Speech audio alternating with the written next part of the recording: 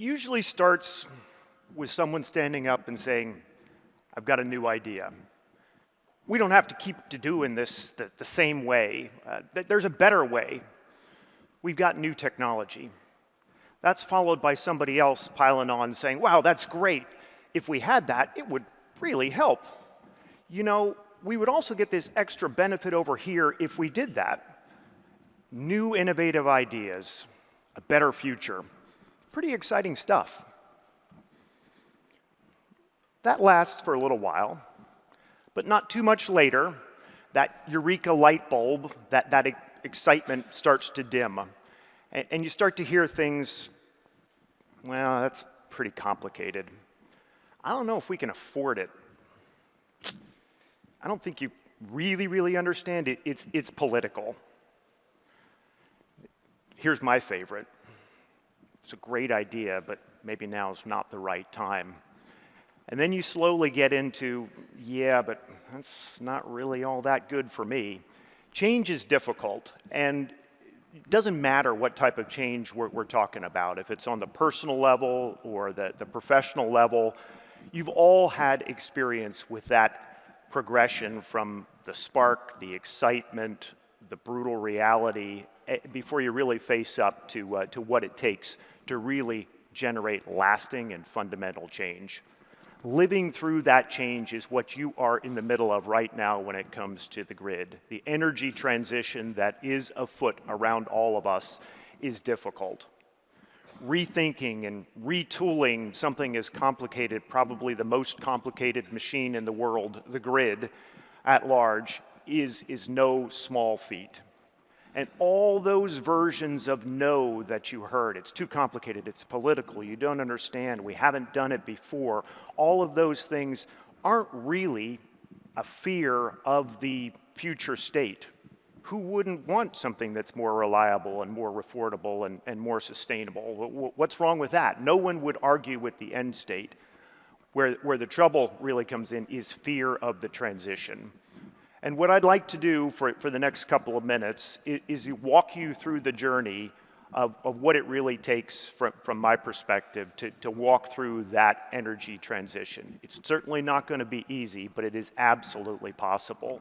And it is possible when we break it down and we think about it piece by piece, which is where we will go in the next few minutes. So let's start at the source. Let's start on the generation side. There's no doubt that the amount of wind and solar is accelerating. By the year 2025, wind and solar will be our largest sources of energy, and it'll surpass coal in 2025. Right now, as I stand on the stage, ERCOT, the area that we are in now for the state of Texas, wind and solar is generating right around 30% of the energy, and probably by the time we exit this room, depending if the clouds are clearing, it will be upwards of 40 and pushing above that in terms of the percent of energy that's actually coming from wind and solar. Fueling that base that is already in place today, the amount of investment that's going into wind and solar and batteries this year alone, and I'll use an IEA, International Energy Agency, is $1.7 trillion of investment behind those sources of clean energy. This year, it'll be about $1 trillion for fossil fuels. That ratio, 1.7 to 1 this year, was 1 to 1 just 5 years ago. So that rate of investment and the acceleration that we're seeing in renewable sources of energy is only going to continue. The costs are dropping, which fuel that increase. The cost of solar is down about 83% from 2009. The cost of wind is about half. Lithium-ion batteries for storage have dropped by 97% in the last 3 decades in terms of the fundamental cost. So when you really look very deeply at the transition that's underway, it's absolutely happening. It doesn't happen overnight, but it's undeniable that more and more is coming online, and it will only continue. And this isn't me making a wild prediction. This is the data that all of you provided. Later on this morning, Marina is going to preview the results from our 2023 Resourcefulness Index report. And when the question was asked, what are the drivers for the energy transition, the utility executives responded back, number one is public demand, and number two is dropping and lowering costs. Reflect that same question to the regulators, and the same top two answers in reverse order. It was lower costs and customer preference. So it will continue on. And we have more beyond just clean energy generation. There are non-wires alternatives, which are even faster to implement and probably lower cost. Whether you use those non-wire alternatives to buy time, energy efficiency programs, demand response programs, integration of distributed energy resources into the edge of the grid, all of those things add to the ability to enable the energy transition. We also have favorable regulatory policies, FERC 2222 as an example, or Australia, NEM 2025.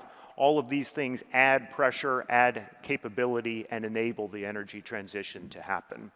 That growth in local and distributed energy resources is absolutely key in terms of enabling the energy transition for a lot of reasons that I'm going to get into later on. So there's no denying the generation side is absolutely moving. This isn't just an electricity function that we're talking about here, but gas and water clearly have a role to play and a vital part of it.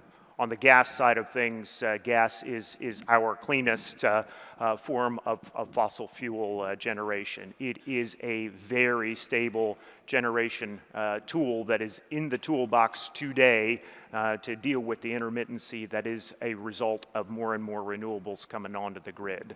And it is a good source of energy. During the coldest days, the peak gas generation is about 3x the energy source that is electricity today. There's things we can do to make the gas systems more efficient as well. There are consumer-oriented programs for conservation. There's new technology to improve the safety and the reliability of the networks that we have. Take a groundbreaking product like the Intellis gas meter, where you've got integrated shutoff. You have the ability to integrate methane sensing into the network. You can start to incorporate up to 20% of hydrogen into the source to even further improve the sustainability of the source. Gas is a fundamental part of the long-term strategy for energy transition, certainly on the generation side. It's going to be around for a very, very long time, and it's a tool that we should use. Water is also equally important. We can all feel pretty bad for the teenagers when the internet is out for 3 hours, but if you lose water for 3 hours or maybe 3 days, you've got a very, very different situation on your hands. The connection between energy and water is very well documented. In the western part of the United States, probably the largest consumer, the largest customer for energy, for any electricity utility is the water utility. 17% of electricity costs in the western part of the United States tend to come from cleaning and pumping water. Every gallon of water that you can save accrues back to sustainability on the electricity side of things. And we know from very clear data and all of the evidence that's out there, when you help consumers understand how they are using a resource, they can and will do the right thing towards conservation. When we deploy technologies for water operations, for leak detection, we can reduce the loss. About 30% of all treated water anywhere on the globe never makes its way to a billing entity. It gets lost on the way to the consumer, whether it's real or apparent losses, but we can eliminate those through the use of responsible technology and improve the efficiency of the water system.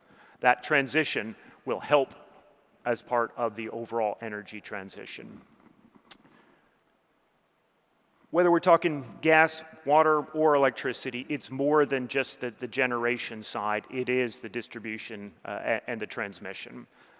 I have about 20 minutes to talk to you this morning, so I can't fully unpack what's going on the transmission side, but rest assured there's plenty of pressure and attention and federal dollars, if I use the United States as an example, of transmission being increased despite all of the jurisdictional difficulties that go along with it. But we've got to get that clean energy to the edge of the city. Getting it to the edge of the city without going through the distribution network also doesn't solve the problem. So let's focus in on the distribution network, where there's an awful lot to be done. 2022, the Haas Institute out of Cal Berkeley published a study that talked about the amount of investment that needed to go into the distribution grid to improve the grid to be able to handle the growth in building electrification and very specifically EVs.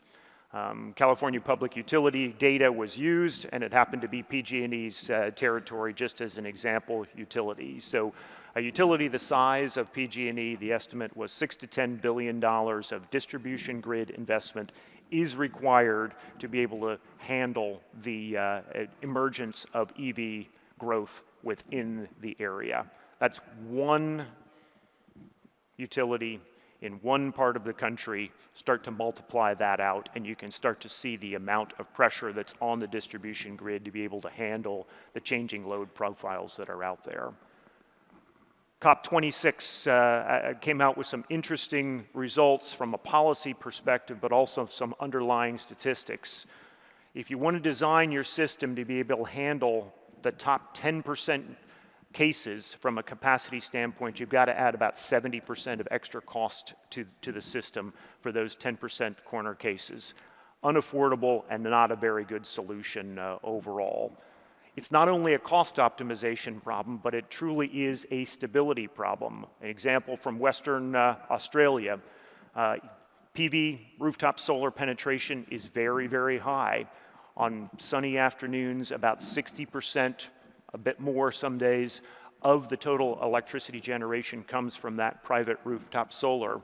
And that's terrific, except perhaps sometimes when the sun goes behind a cloud in a localized area and all that load wants to switch back onto the grid. How do you handle that? How do you plan for that kind of event and maintain stability?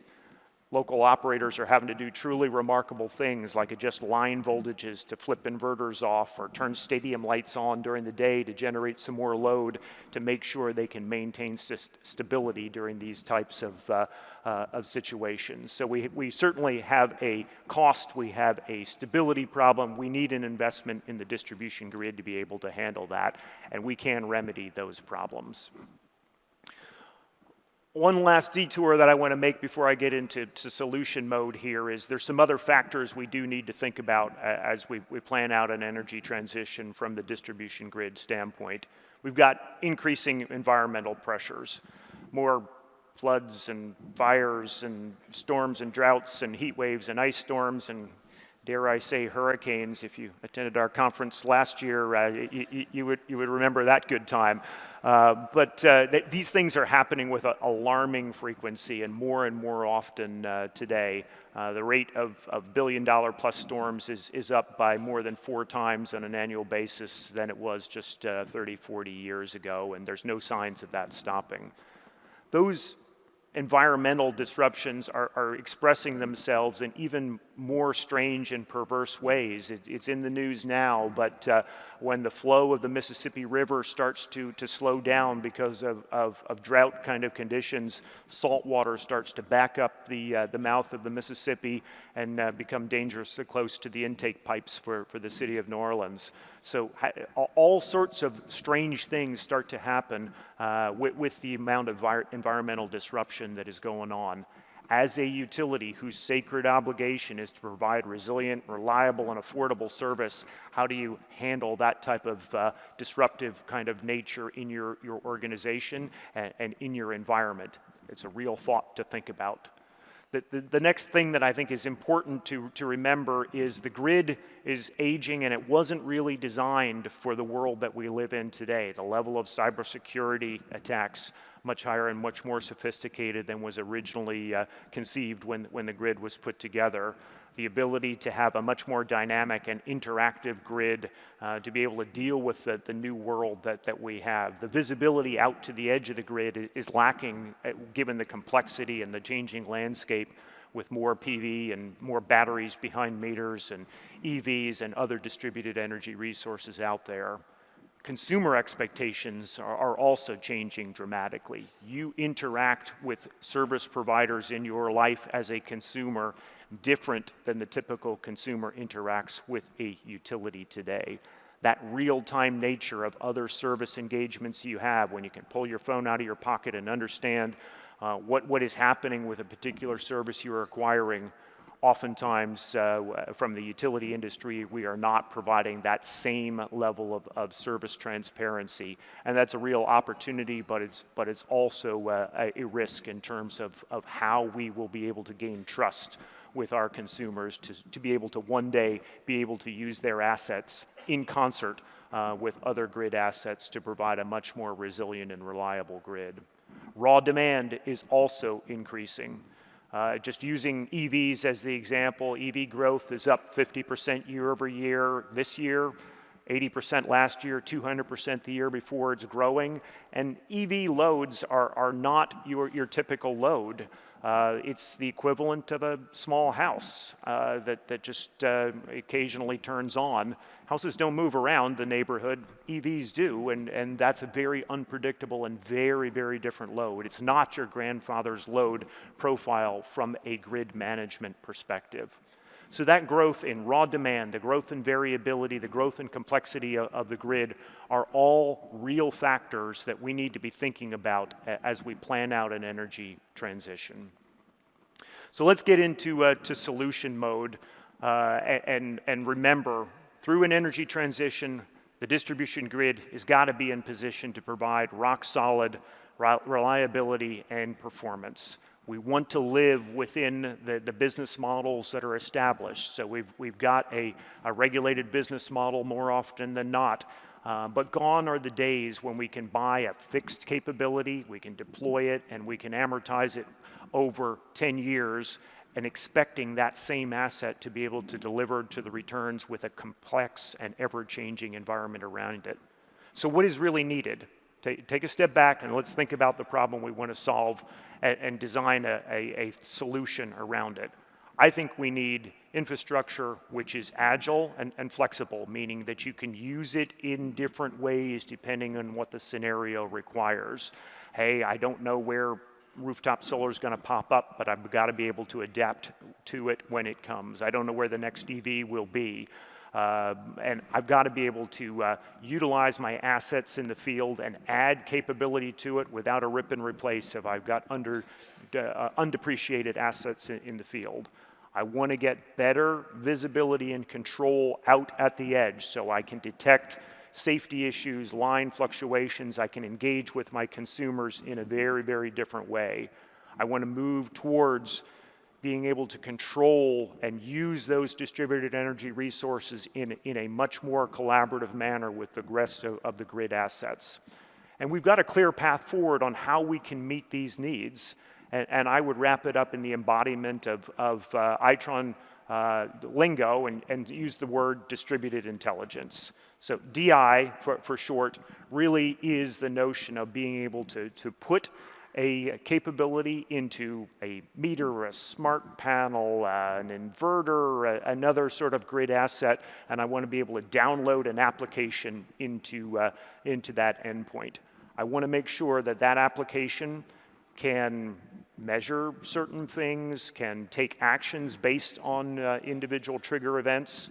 I want to make very, very sure that that application doesn't interfere with other things that are going on in the endpoint, standard metrology, for example. I don't want to mess up my ability to generate a bill by adding this capability on top of it.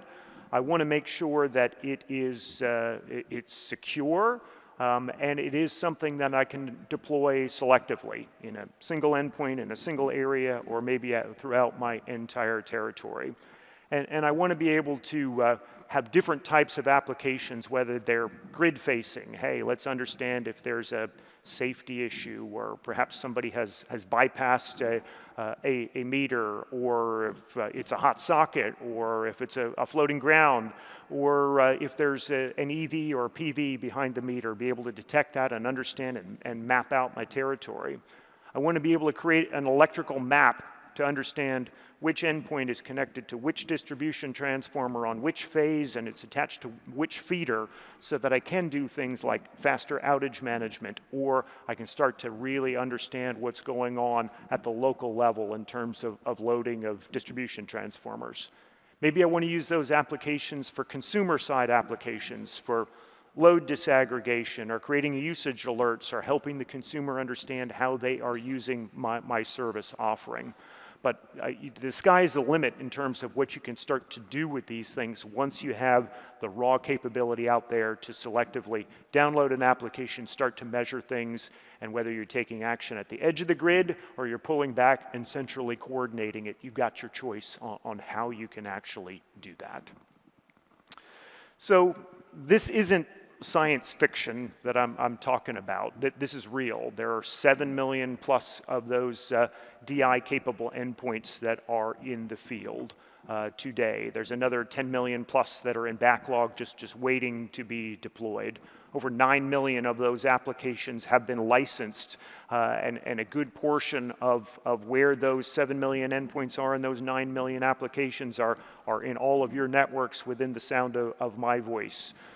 This is real, this is happening, and we've really only started to scratch the surface. So I'd really love to continue to talk about this, but I think it's far, far more effective for me to stop talking and us to start showing you what it looks like. So I'm going to need a little bit of help to pull off a demo here, but what I'd like to do is welcome Tim Driscoll, Itron's Director of Technology, Innovation, and Strategy, to the stage to help me out with the demo. So Tim, you got to be out there somewhere.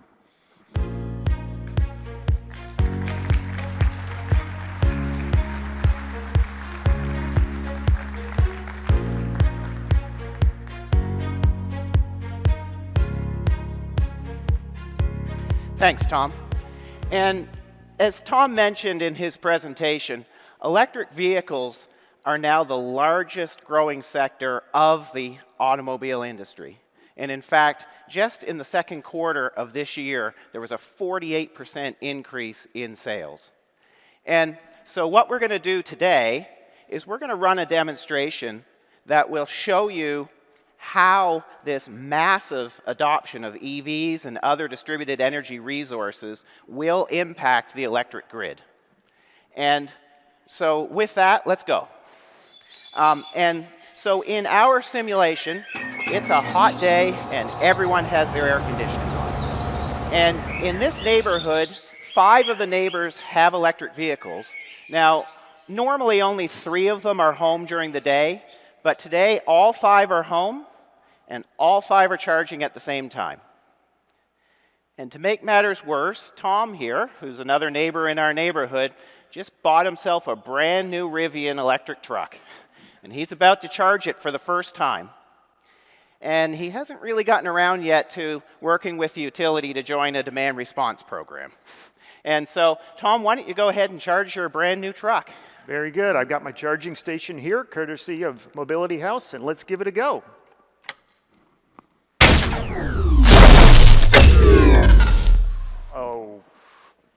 Oh, looks like we just overloaded the transformer and blew a transformer fuse, and most of the street is without power. Oh dear. Indeed, Tim, confirmed outage. I've got the alert right here. All right, well, let's take a look at what's happening in the utility back office. So the operators are aware of the outage, and they're notifying customers. And those who haven't signed up for that program can go on to Acme Power's webpage, and they can see where the outages are on the webpage. And so they're working hard to resolve this outage and notify customers. And ooh, looks like a bunch of those customers are on social media, and they're not looking happy. This is not a great PR day for Acme Power. So Tim, take us behind the scenes. What actually happened at the more granular level? Yeah, so what happened was we had the existing loads of the air conditioning and all of the other loads that were already there. We had those 5 electric vehicles that just all happened to already be home that day, already charging. And then on top of that, we added the new load of the truck you just bought. That overloaded the transformer, and we blew the fuse. It happens. So what can a utility do to get ahead of all this? How do we overcome these problems? Yeah, so utilities really need new tools to manage this influx of EVs and all of the new loads driven by decarbonization, as well as distributed generation. And as you mentioned in your keynote, our optimizer tools help utilities navigate those changes, and really by providing a level of visibility and control all the way to the edge of the distribution grid that simply hasn't existed before. And so what we're going to do next is we're going to replay our scenario, but this time with those tools in place. And so with those new tools in place, let's take a look at what's happening in the back office. So we have here Itron's Grid Edge Manager dashboard. And we're looking at a feeder view now. And we have our substation up in the top left-hand corner. We can see the transformers, and we can see how they're connected, and a summary of what's happening on the feeder on the left side. But below the surface, we are pulling in SCADA data, we're pulling in AMI data, and we're also pulling in real-time data from distributed intelligence applications that are running at the very edge of the grid. And we're going to be walking through what those distributed intelligence applications are doing in a little more detail in a moment. And so before we do that, let's zoom in one layer deeper in our Grid Edge Manager to the transformer itself. And so here we see the transformer and the connections to the customers. And if we zoom in even one layer deeper on one of those endpoints, these are the distributed intelligence applications that are running on this device. And we have location awareness, which allows the endpoints to sort out their connectivity to the transformer, to the phase, and to the feeder. We have active transformer load monitoring, which allows the endpoints to add up the total load on the transformer and monitor that in real time. We have EV awareness, which allows those endpoints to detect EVs charging behind the meter and how much charging is occurring, and solar awareness, which allows those endpoints to detect solar generation behind the meter and how much is occurring behind the meter. And all of that data is flowing to the back office in real time through a spokes meter, which is our megaphone icon, which is one of the meters on the transformer that's been elected by all the endpoints to speak for the whole transformer. And so with that, we're going to kick off our simulation again with these tools in place. And it's a hot day just as before, and everyone has their air conditioning on. And now we're going to zoom in and look at what's happening on the transformer. So in the top left, we can see our transformer right now is sitting at 140% of capacity. Now, that's over the nameplate capacity, but still not to a level where it's going to damage the transformer or blow a fuse if it's not sustained. Below that, we can see a graph. And that graph on the left-hand side is showing us the historical load on the transformer, and on the right-hand side, the forecasted load. And the blue band is load we can control, and the green band is load that we can't control. And the red line is the nameplate capacity.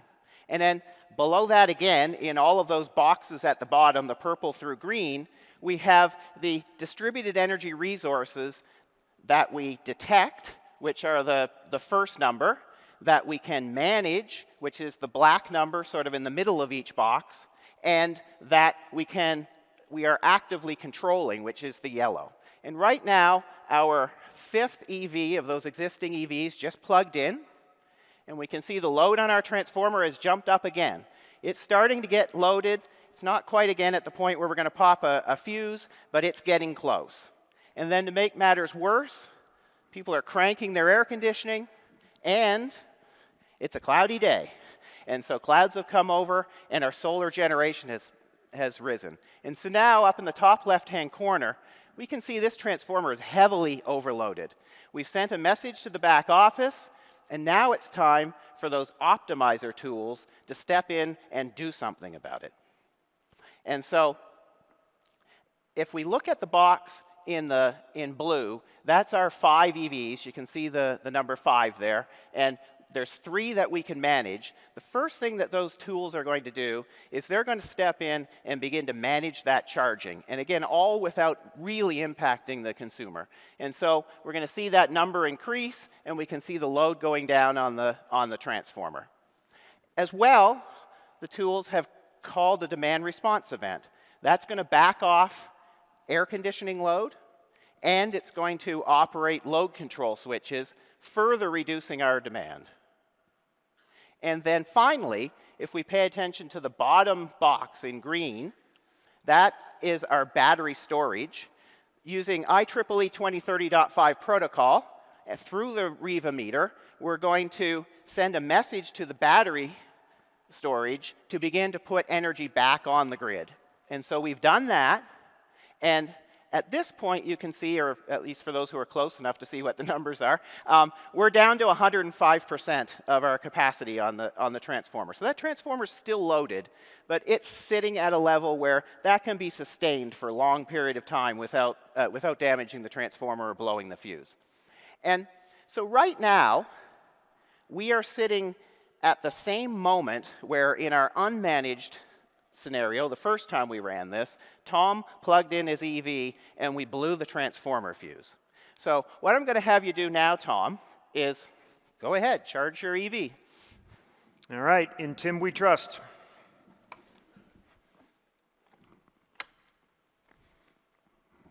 So what just happened?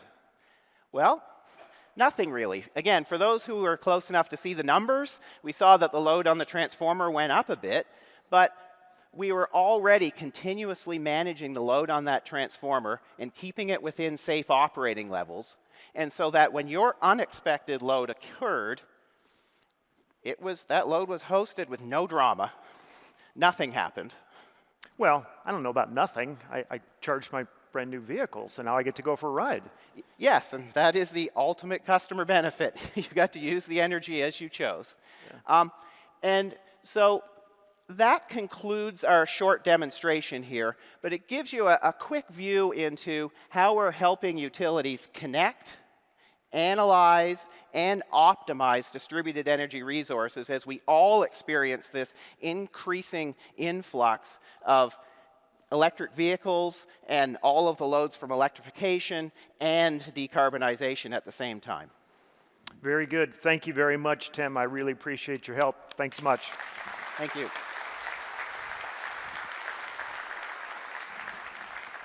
Some pretty exciting, well, okay, if you're an engineer, pretty sexy stuff overall. It might have been an extreme case that we talked about, but it's not far-fetched. This is coming to a grid near you. Fortunately, we have the tools to be able to manage it, and they're in our hands to deploy them. So if we want to live up to the world that we aspire to, which is more reliable and sustainable future, we want to enable the energy transition. These are the type of tools we can and will deploy. We're just scratching the surface, and I know there's a lot more that we can do together. You can check out everything that we just demoed and a whole lot more in the Knowledge Center. So as this session ends, I would strongly encourage you to go have a look and understand how it might be useful in your world every day, how you can contribute to it, and where we go next.